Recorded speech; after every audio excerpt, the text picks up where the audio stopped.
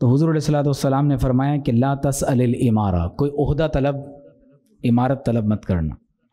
فإنك إن أعطيتها عن مسألة وكلت إليها، اگر تمہارے سوال کرنے کے سبب تمہیں کوئی عہدہ دیا گیا تو اس عہدے کے تمہیں سپرد کر دیا جائے گا، تم جانو اور وہ عہدہ جانے. وَإِنْ أُعْطِيتَهَا عَنْ غَيْرِ مَسْأَلَةٍ أُعِنْتَ عَلَيْهَا، اور اگر تمہارے سوال کیے بغیر تمہیں کوئی منصب دے دیا گیا تو اللہ کی طرف سے تمہاری مدد و نصرت کی جائے گی. تو اب بعض لوگ، ہمارے مفسرین نے اس پر بحث کی ہے کہ یوسف علیہ السلام نے جو عہدہ طلب کیا تو اس کی شرعی حیثیت کیا ہے. تو وہ کہتے ہیں کہ اس کی شرعی حیثیت یہ ہے کہ جب کسی کو یہ نظر آئے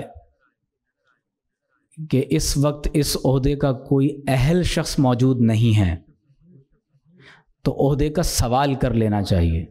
جب نظر آ رہا ہے کہ سارے ہی نااہل ہیں تو آگے بڑھ کر خود سوال کر لینا چاہیے کہ بھائی یہ عہدہ مجھے دے دیں. تو میری رائے یہ ہے کہ یہ بات اس طرح سے نہیں ہے.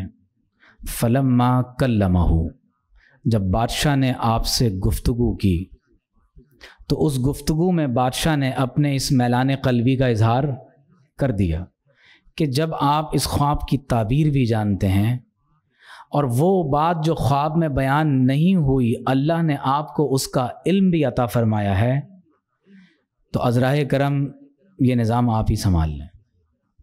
اور ساتھ میں بادشاہ نے کہا کہ قال انک الیوم لدینا مکین امین، اور آج سے آپ ہمارے ہاں بہت محترم، قابل اعتماد، ایسی ہستی ہیں جو ہمارے ساتھ رہیں گے. اب جب یوسف علیہ السلام کے سامنے اس نے پیش کر دیا، آپ کیا لینا چاہتے ہیں، کیا چاہیے آپ کو فائنینس چاہیے، آپ کو ایجوکیشن چاہیے، آپ کو آرمی چیف بننا ہے، آپ کو زراعت کا شعبہ لینا ہے، کیا لینا چاہتے ہیں آپ؟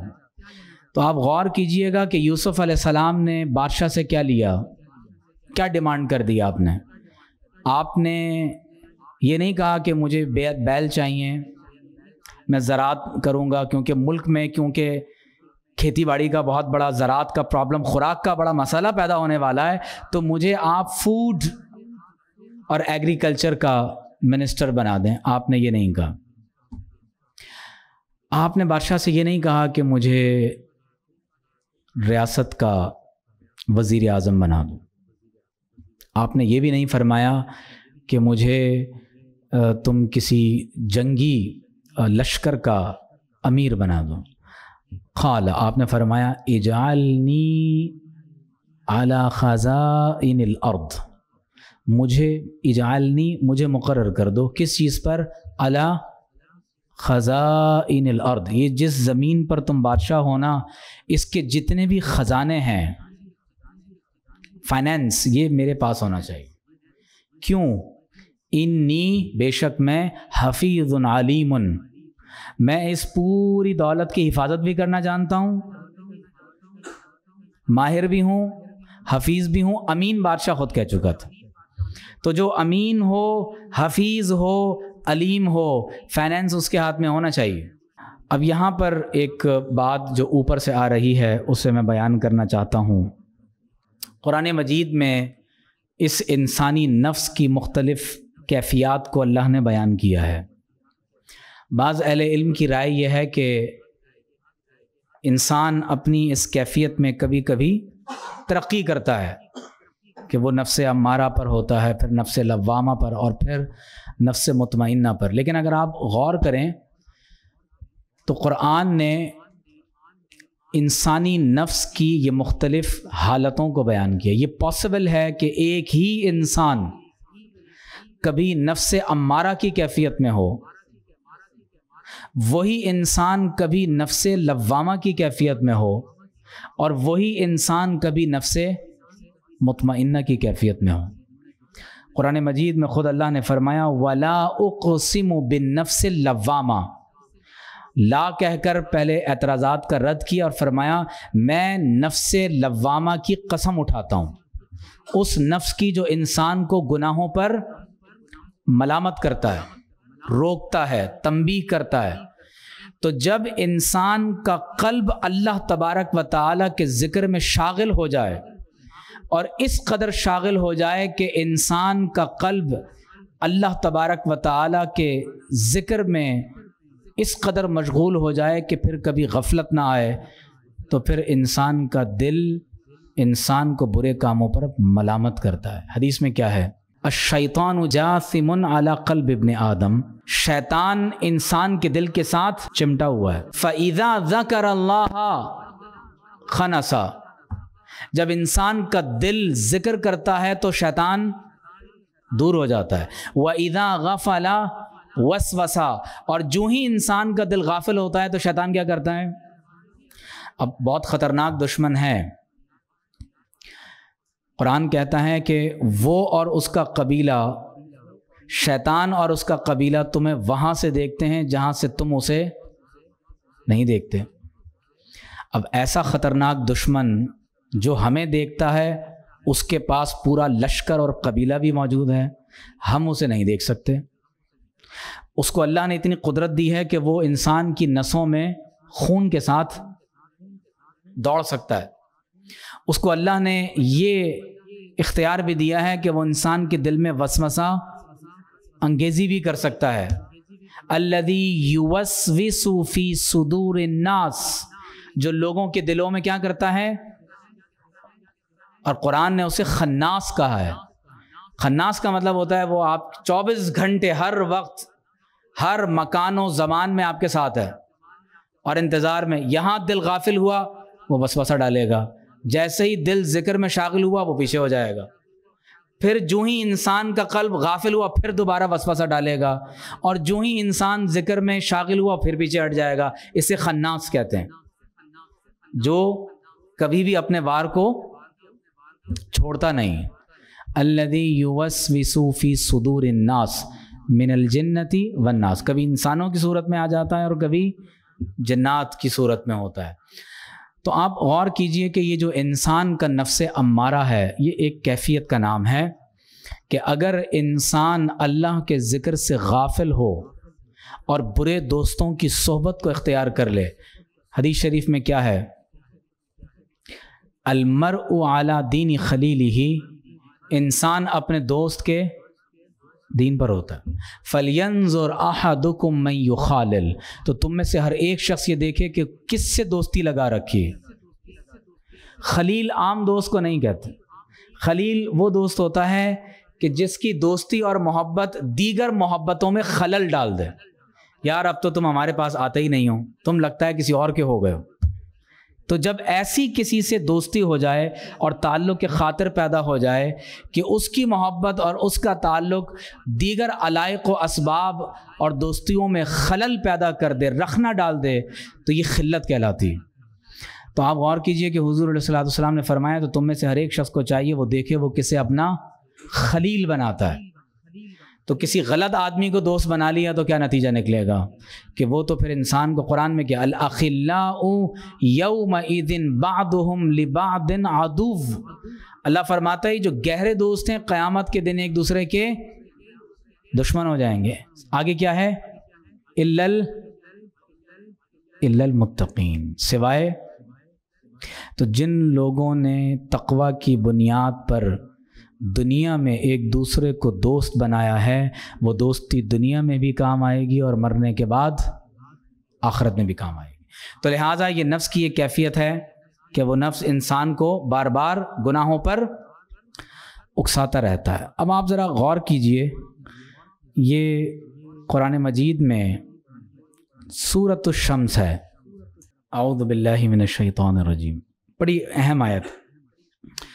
اللہ فرماتا ہے، اب کاؤنٹ کیجئے گا، والشمسی، اللہ فرماتا ہے مجھے قسم ہے سورج کی، وضحاها، اور مجھے قسم ہے سورج کی روشنی کی، والقمری، مجھے قسم ہے قمر کی، اذا تلاہا، جب آفتاب کے بعد اس کے پیچھے پیچھے آئے، والنہاری اذا جلاہا، اور مجھے قسم ہے دن کی جب وہ آفتاب کو روشن کر دے، واللیلی، اور قسم ہے رات کی، اذا یغشاہا جب وہ سورج کو چھپا دے، والسماء اور مجھے قسم ہے آسمان کی، وما بناہا اور اس ذات اقدس کی جس نے آسمان کو بنایا، اللہ اپنی قسم خود اٹھا رہا ہے، والارض اور مجھے قسم ہے زمین کی، وما طحاہا اور اس کو بچھانے والی کی، ونفس وما سواہا اور مجھے قسم ہے نفس کی اور اس ذات اقدس کی جس نے نفس کو بیلنس کیا، برابر کیا۔ کتنی قسمیں ہو گئیں؟ 12 قسمیں ہو گئیں، دوبارہ کاؤنٹ کریں بھائی۔ والشمس وضحاہا والقمر اذا تلاہا والنہار اذا جلاہا واللیل اذا یغشاہا والسماء وما بناہا والارض وما طحاہا ونفس وما سواہا۔ 11 ہو گئیں۔ اب اللہ 11 قسموں کے بعد فرما رہا ہے، اور قرآن کا قانون یہ ہے کہ اللہ تعالیٰ جب کسی چیز کی امپورٹنس کو بیان فرماتا ہے تو اس سے پہلے قسم اٹھاتا ہے۔ والعصر ان الانسان لفی خسر۔ آپ کو بات سمجھ آ رہی ہے؟ تو آپ غور کیجیے، 11 قسموں کے بعد فَأَلْهَمَهَا فُجُورَهَا وَتَقْوَاهَا، قسم ہے نفس کی اور جس نے نفس کو درست کیا، پھر اس نفس میں الہام فرمایا۔ کیا الہام فرمایا؟ فجور اور تقوی۔ اللہ نے اس نفس میں ان بلٹ، اللہ تعالیٰ نے تقوی اور فجور دونوں کوالٹیز انسان میں استعداد رکھ دی ہے، دونوں کی صلاحیت رکھ دی ہے۔ اب اللہ تعالیٰ ان 11 قسموں کے بعد جن میں نفس کی بھی قسم ہے، اب اللہ فرماتا ہے قد افلح من زکاہا وقد خواب من دساہا، یقیناً جس نے اپنے نفس کا تزکیہ کر لیا وہ کامیاب ہو گیا، اور جس نے نفس کو خاک میں دبا دیا وہ نامراد ہوا۔ تو اس کا مطلب ایک بہت امپورٹنٹ بات ہے، اور اللہ تعالیٰ ایک اور جگہ فرماتا ہے فَلَا تُزَكُّوا أَنفُسَكُمْ، اپنے آپ کو زیادہ پاکیزہ ظاہر مت کرو، یہ مت بتاؤ کہ تم بہت بڑے مطلب ولی اللہ ہو اور تمہارا تزکیہ ہو چکا ہے۔ شرعاً یہ منع ہے کوئی یوں کہے کہ میرے نفس کا تزکیہ ہو چکا ہے۔ اللہ نے خود فرمایا فَلَا تُزَكُّوا أَنفُسَكُمْ، اپنے بارے میں یہ مت کہو کہ میرے نفس کا تزکیہ ہو گیا ہے۔ کیوں؟ اس کی وجہ یہ ہے کہ اللہ تبارک و تعالی خود ارشاد فرماتا ہے بل اللہ یزکی من یشاء، اللہ تعالیٰ بلکہ اللہ تعالیٰ جس کا چاہتا ہے تزکیہ فرماتا ہے، تم اپنا تزکیہ تھوڑی کر سکتے ہو۔ تو جب اللہ کسی کا تزکیہ کرنا چاہتا ہے تو کیا ہوتا ہے؟ قرآن مجید میں اللہ نے فرمایا یتلو علیہم آیاتہ ویزکیہم، تو اللہ تبارک و تعالی جس کا تزکیہ فرمانا چاہتا ہے اسے بارگاہ مصطفیٰ میں پہنچا دیتا ہے صلی اللہ علیہ وسلم۔ اور جس طرح حضور علیہ الصلاۃ والسلام کی رحمت منقطع نہیں ہوئی، اسی طرح حضور علیہ الصلاۃ والسلام کا عمل تزکیہ بھی منقطع نہیں ہوا، یہ آج بھی جاری ہے اور قیامت تک جاری رہے گا۔ بس کمی اس بات کی ہے کہ ہم اپنے قلب و نظر کے ساتھ حضور کی بارگاہ میں حاضر ہو جائیں۔ آپ کو بات سمجھ آ رہی ہے؟ تو لہٰذا حضور علیہ الصلاۃ والسلام کا عمل تزکیہ آج بھی جاری ہے۔ اگر آج بھی کوئی آنکھیں بند کر کے درود و سلام پڑھ کے خود کو حضور کی بارگاہ میں پیش کر دے اور حضور علیہ الصلاۃ والسلام کی ایک نگاہ ہو گئی تو اللہ تبارک و تعالی بیڑا پار فرما دے گا۔ وَيُزَكِّيهِمْ وَيُعَلِّمُهُمُ الْكِتَابَ، تو تزکیہ کے بعد کتاب کا علم حاصل کرنے کا ذکر ہے۔ تو اگر تزکیہ نفس ہوا اور پھر کتاب اللہ کا علم حاصل کیا گیا تو اللہ تبارک و تعالی اس کا علم بھی عطا کرے گا اور اس کی حکمت بھی عطا کرے گا۔ حضرت ابو محذورہ رضی اللہ تعالی عنہ اور یہ خود فرماتے ہیں کہ میں مشرک تھا، ایک مرتبہ صحابہ کرام حضور علیہ الصلاۃ والسلام کے ساتھ کہیں اذان دے رہے تھے، اذان کا وقت ہوا، ایک صحابی اذان دے رہے تھے، یہ کہیں چھپے ہوئے، یہاں صحابی نے اذان میں کہا اللہ اکبر اللہ اکبر، انہوں نے مذاق میں کہہ دیا اللہ اکبر اللہ اکبر۔ مؤذن نے کہا اشہدو ان لا الہ الا اللہ، اشہدو ان لا الہ الا اللہ، اشہدو ان محمد رسول اللہ، انہوں نے بھی مذاق میں کہہ دیا اشہدو ان محمد رسول اللہ صلی اللہ علیہ وسلم۔ تو جب اذان ختم ہوئی تو حضور علیہ الصلوۃ والسلام نے فرمایا اس شخص کو پکڑ کر لاؤ جو مؤذن کے ساتھ اس کی مطابقت میں اذان دہرا رہا تھا۔ تو صحابہ نے حضرت ابو محذورہ کو پیش کر دیا، تو آپ علیہ الصلوۃ والسلام نے فرمایا کہ ذرا دوبارہ وہ کلمات تو دہرا دیں۔ تو فرماتے ہیں نہ چاہتے ہوئے بھی میری زبان پر اذان کے کلمات جاری ہو گئے۔ تو جب اشہدو ان لا الہ الا اللہ پر پہنچے تو آہستہ آواز میں 2 مرتبہ کہا، کیونکہ مسلمان نہیں تھے۔ تو حضور علیہ الصلوۃ والسلام نے فرمایا ذرا بلند آواز سے کہیں، تو آپ نے 2 مرتبہ بلند آواز سے کہا اشہدو ان لا الہ الا اللہ۔ اسی طرح جب اشہدو ان محمد رسول اللہ کہا تو 2 مرتبہ آہستہ آواز سے کہا۔ پھر حضور علیہ الصلوۃ والسلام نے فرمایا کہ ذرا بلند آواز سے کہیں، تو فرماتے ہیں اس وقت تک میرے دل میں اسلام کے لیے بغض تھا، لیکن جو ہی حضور علیہ الصلوۃ والسلام نے اپنا دست مبارک میرے قلب پر رکھا، میری زبان سے بلند آواز سے کلمہ شہادت جاری ہو گیا، مسلمان ہو گئے۔ تو حضور علیہ الصلوۃ والسلام کا دست مبارک رکھنا یہ کوئی معمولی بات تو نہیں ہے۔ حضرت ابو ہریرہ رضی اللہ تعالی عنہ نے جب حضور علیہ الصلوۃ والسلام سے یہ گزارش کی کہ میرے پاس فہم اور حافظہ بہت کمزور ہے، تو حدیث میں اس بات کا ذکر ہے کہ حضور علیہ الصلوۃ والسلام نے فرمایا کہ آپ اپنی چادر کو پھیلا لیجیے، اور اپنے دونوں دست مبارک سے حضور علیہ الصلوۃ والسلام نے کچھ بھر کر اشارہ فرمایا اور حضرت ابو ہریرہ کی چادر میں ڈال دیے، فرمایا سمیٹ لو، سینے سے لگا لو۔ تو زندگی بھر جو چیز ایک بار دیکھی اور سنی ان کو ہمیشہ یاد رہی۔ ابن عباس رضی اللہ تعالیٰ عنہ کو حضور علیہ الصلوۃ والسلام نے گلے لگایا، خود فرماتے ہیں فضمنی، مجھے بھینچا اپنے اندر، گویا کہ ضم کر لیا، اس قدر شدت کے ساتھ حضور علیہ الصلوۃ والسلام نے گلے لگایا، اور پھر فرمایا اللہم علمہ الکتاب والحکمہ، اے اللہ ابن عباس کو وہ کتاب و حکمت جو تو نے مجھے سکھائی ہے وہ ابن عباس کو عطا فرما دے۔ تو انہیں امام المفسرین کہا جاتا ہے۔ آپ غور کر رہے ہیں، جس ہستی کو حضور علیہ الصلوۃ والسلام نے گلے لگا لیا تو اب سب کچھ بدل گیا۔ تو لہٰذا آپ غور کیجئے کہ ایک نفس کی قسم کیا ہے، نفس امارہ، ان النفس لامارۃ بالسوء، اور ایک اور جگہ اللہ نے کیا فرمایا کہ میں نفس لوامہ کی قسم اٹھاتا ہوں، اور پھر ایک اور جگہ اللہ تعالیٰ فرماتا ہے یا ایتھا النفس المطمئنہ، اے وہ نفس جو مطمئن ہو چکا۔ نفس مطمئن کب ہوگا؟ الا بذکر اللہ تطمئن القلوب، بے شک دلوں کو اطمینان اللہ کے۔ تو اے وہ نفس جو اللہ کے ذکر سے مطمئن ہو گیا۔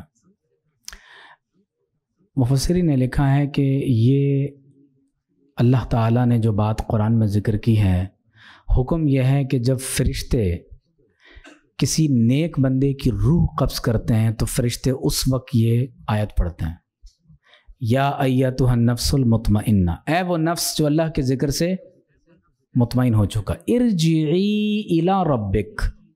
سبحان اللہ، اگر آپ کسی کو کہیں کہ واپس لوٹ جاؤ، اس کا مطلب وہ آیا بھی وہیں سے تھا، یہی مطلب ہوا نا۔ تو انا للہ و انا الیہ، تو ہم آئے بھی اللہ کی طرف سے ہیں اور جانا بھی، تو ہم اس پلانٹ کی مخلوق تو نہیں ہیں۔ ہم لوگ ایلینز کو تلاش کرتے ہیں، بھائی اپنے آپ کو دیکھ لیں، آپ اس سیارے کی مخلوق نہیں ہے، آپ کو اللہ نے کسی اور سیارے سے زمین پر اتارا ہے۔ ارجعی الی ربک، اپنے رب کی طرف لوٹو، کس حال میں؟ راضیتاً، کہ تم اپنے رب سے راضی ہو، مرضیتاً، اس حال میں کہ وہ تم سے راضی ہے۔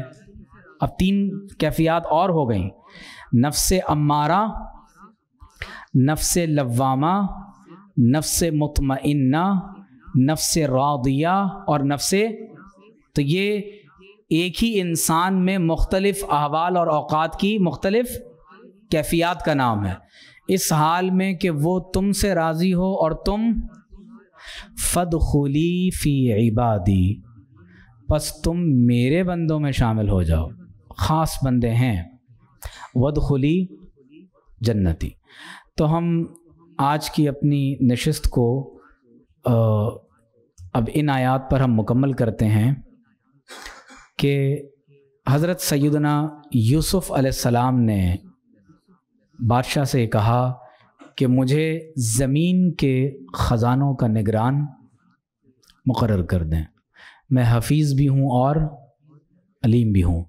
अल्लाह फरमाता है, सुभान अल्लाह, रुकू पूरा हो रहा है, वकज़ालिका मक्कन्ना लियूसुफ़ फ़िल अर्द, फरमाया और इसी तरह हमने यूसुफ़ अलैहिस्सलाम को ज़मीन में इक़्तिदार अता फरमा दी। क़ुलिल्लाहुम्मा मालिकल मुल्की तुतिल मुल्का मन तशाउ व तंज़िउल मुल्का मिम्मन तशा। मुल्क अल्लाह का है, अल्लाह जिसे चाहता है मुल्क अता करता है, जिससे चाहता है मुल्क छीन लेता है, क्योंकि अल्लाह के मुल्क में उसके इरादे के बग़ैर कोई हुकूमत, यहाँ तक कि नमरूद को भी जो हुकूमत अता हुई तो अल्लाह ख़ुद फरमाता है अन आताहुल्लाहुल मुल्क, नमरूद को हुकूमत भी। और आपने अपनी ज़िंदगी में कई ऐसे नशेब व फराज देखे होंगे कि जो फ़कीर थे वो बादशाह हो गए और बादशाह फ़कीर हो गए जी। तो आपने इस आयत का मंज़र नहीं देखा कि अल्लाह जिससे चाहता है मुल्क ले लेता है, जिसको चाहता है मुल्क अता फरमा देता है। इस आयत के बारे में ये मनक़ूल है कि जो इसे हर नमाज के बाद पढ़ेगा, पहाड़ के बराबर भी कर्ज़ हो तो अदा हो जाएगा। व तुइज़्ज़ु मन तशाउ व तुज़िल्लु मन तशा। तो अल्लाह ताला जिसको चाहता है इज़्ज़तें अता करता है, जिसे चाहता है अल्लाह ताला ज़िल्लत अता करता है। तो अब आप गौर कीजिए कि यूसुफ़ अलैहिस्सलाम से भाइयों ने हसद किया जी, कत्ल करने का मंसूबा बनाया, यूसुफ़ अलैहिस्सलाम को एक कुएं में डाल दिया, यकीनन तकलीफ़ हुई होगी, जुमले कसे हैं, परेशान किया है, खौफ व हुज़न में मुब्तला करने की कोशिश की गई आपको, फिर आपको ग़ुलाम बनाकर मिस्र के बाज़ार में फ़रोख्त कर दिया गया, कितनी तकलीफ़ बर्दाश्त फरमा रहे हैं। फिर उसके बाद यूसुफ़ अलैहिस्सलाम को अल्लाह तबारक व तआला के जलीलुल क़दर नबी हैं, उनके करैक्टर पर उंगली उठाई गई, उन पर नाउज़ु बिल्लाहि मिन ज़ालिक बदकिरदार होने का नाउज़ु बिल्लाह इल्ज़ाम लगाया गया, यहाँ तक कि जेल में क़ैद कर दिया गया और कई बरस तक क़ैद रहे। सूरत है मक्की। अल्लाह ताला हुज़ूर अलैहिस्सलातु वस्सलाम को ये तसल्ली अता फरमा रहा है कि जब अल्लाह इस पर कादिर है कि यूसुफ़ अलैहिस्सलाम को कुएं से निकाल कर मिस्र का बादशाह बना दे, तो या रसूल अल्लाह सल्लल्लाहु अलैहि वआलिहि वसल्लम, मक्का मुकर्रमा में आप जिन तकलीफ़ को बर्दाश्त कर रहे हैं, तो आप हुज़्न व मलाल न फरमाएँ। वो रब जो यूसुफ़ अलैहिस्सलाम को ज़मीन में बादशाहत अता कर सकता है, वो आपको भी इसी सरज़मीन में फ़तह मक्का में फ़ातह बनकर दाखिल कर सकता है। तो आप गौर कर रहे हैं कि ये एक कुरान मजीद का कॉन्टेक्स्ट है जो अल्लाह ताला ने हमारे लिए बयान फरमाया, वकज़ालिका मक्कन्ना लियूसुफ़ फ़िल अर्द, और हमने यूं ही हज़रत यूसुफ़ अलैहिस्सलाम को सरज़मीन मिस्र में इक़्तिदार अता किया। क्यों? यतबव्वअु मिन्हा, ताकि वो उसमें रहें, हैथु यशा, जहाँ चाहें, नुसीबु बिरहमतिना मन नशा, हम जिसे चाहते हैं अपनी रहमत अता फरमा देते हैं। इसके लिए ज़रूरी नहीं है कि आमाल अच्छे हों। शेख अकबर ने एक जगह लिखा है कि नबूवत वहबी है, इक्तिसाबी नहीं है। नबूवत गॉड गिफ्टेड होती है। आप ये नहीं कर सकते कि रोज़ाना इबादत रियाजत करके नाउज़ुबिल्लाह नबूवत के मकाम को पहुँच जाए। नबूवत गॉड गिफ्टेड होती है। अल्लाहु अअलमु हैथु यजअलु रिसालतहु, अल्लाह ताला ये ज़्यादा जानता है, हमसे ज़्यादा जानता है, और वही जानता है कि किस मकाम पर अपनी रिसालत रखनी है, उसे मालूम है। आप फरमाते हैं कि विलायत इक्तिसाबी है, आप नेकियां करके वली बन सकते हैं। لیکن پھر آپ آگے فرماتے ہیں کہ تم غور کرو کہ یہ نیکی کرنے کی توفیق بھی اللہ کی جناب سے ہی عطا ہوتی ہے۔ تو آپ فرماتے ہیں اللہ کی دوستی بھی وہابی ہوتی ہے۔ اللہ جسے چاہتا ہے اپنا دوست بنا لیتا ہے، جسے چاہتا ہے عمل کی توفیق دے دیتا ہے۔ تو لہٰذا اس آیت کو ہمیشہ ذہن میں رکھیں، اور اگر کبھی کسی مصیبت میں ہوں، کسی پریشانی میں ہوں، تو آیت مبارکہ کا بالخصوص یہ حصہ وَكَذَلِكَ مَكَّنَّا لِيُوسُفَ فِي الْأَرْضِ يَتَبَوَّأُ مِنْهَا حَيْثُ يَشَاءُ نُصِيبُ بِرَحْمَتِنَا مَن نَّشَاءُ وَلَا نُضِيعُ أَجْرَ الْمُحْسِنِينَ، اور احسان کرنے والوں کے اجر کو ہم ضائع نہیں فرماتے۔ اللہ تبارک و تعالی ہم سب کو عمل کی توفیق عطا فرمائے، اور قرآن مجید سے اللہ تعالی ہمیں استفادہ کرنے کی توفیق عطا فرمائے۔ وآخر دعوانا الحمد للہ رب العالمین۔